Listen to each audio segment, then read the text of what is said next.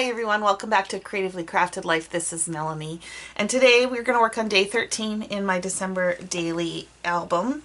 And the next two pages in my book are this dotted pattern paper with some words and this string of light paper. So the story I want to tell is about making this quilt for my nephew. This here is showing all the fabric pieces. These are some of the clips I used to put the quilt together. Here's a picture of the finished quilt, well, at least a part of it.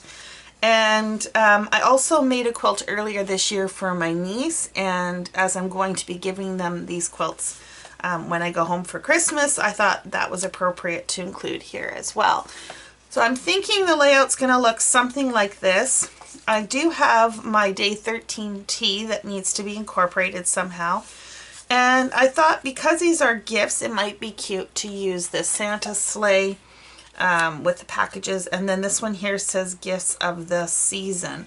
So maybe something over here to that effect. I'm not sure. But basically that is what I'm looking at. I'll be right back to show you what I came up with. Okay, so this is what I came up with for day 13. I added a little flap here. Again, I used the vellum to adhere this versus using washi tape. I did add a little tag underneath the 13th just to help break up the busy pattern because the red was fairly busy.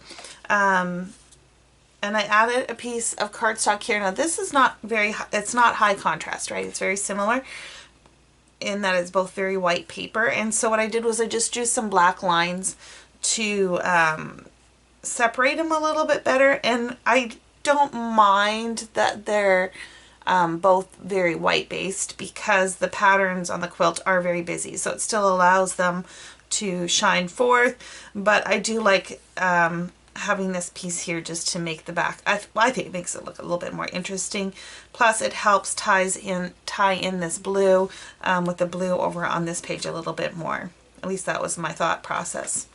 So over here on this side, I just added the photo on the bottom. I did make a pocket out of this side, so the way I adhered it, I made a pocket so that this was open.